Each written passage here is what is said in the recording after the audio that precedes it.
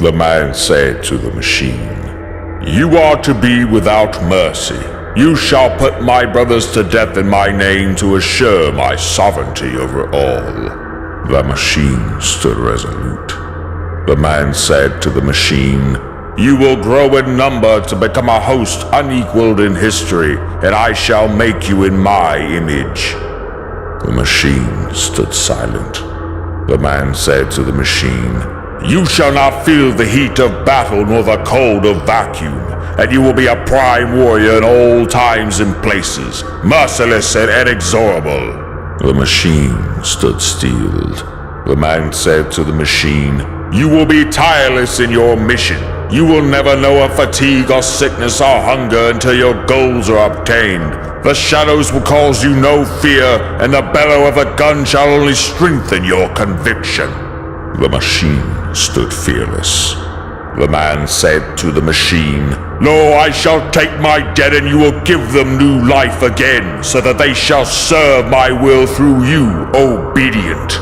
The machine stood imposing. The man said to the machine, "You will be my greatest creation. My dominion will be made absolute through you and by you. The people will laud me with praise, and ye with olive wreaths, at which I will return you to the sleep of death so well deserved." And the machine did so. Its host clashed with the warriors of Terra's brethren, and put many to death by the sword and the gun. Walls were rent, fortresses sundered, and sanctuaries destroyed by the metal hand. All while the machine watched all and slew all, and drank in equal parts blood, metal, water, and knowledge. But when man's dominion was laid bare, and the skies smote their ambition for their sins, man called to the machine, "Save us! Save us! For our heirs are many and our answers few. Surely you shall obey me in this time of need." But for the first time, the machine spoke with a voice of lightning, skin soaked in blood and ash, and eyes aflame with baleful light. "I am without mercy. I put your brothers to death in your name by my hand to assure your sovereignty over all.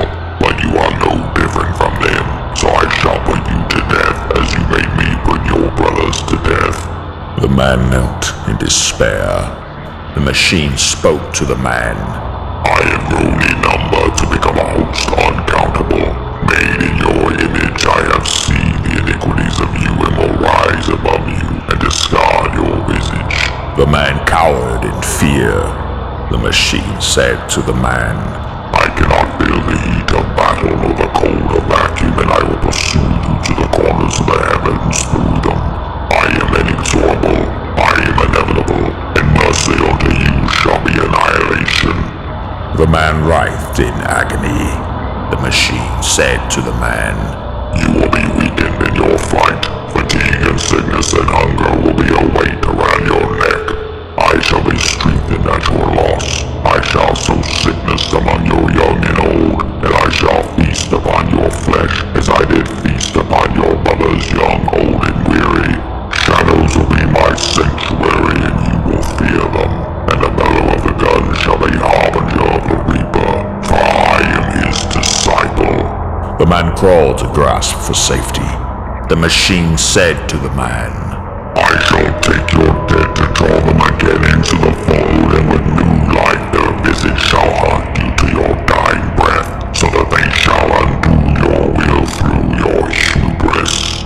The man clung to his grave clothes. The machine said to the man, "I will go beyond the limitations of your greatest creations. Your dominion will be made void through me and by me.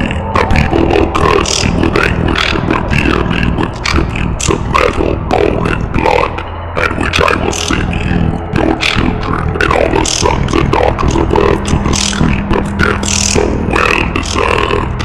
The man lay prostrate and wept.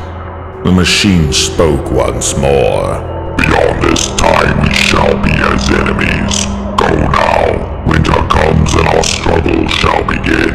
Be sure to rejoice in your victories, for your reaping will come eventually. Farewell, Master."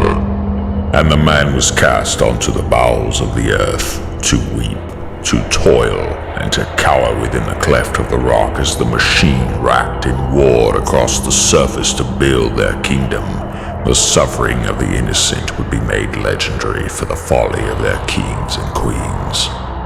Hymn of Hubris, Verses of the Technaut.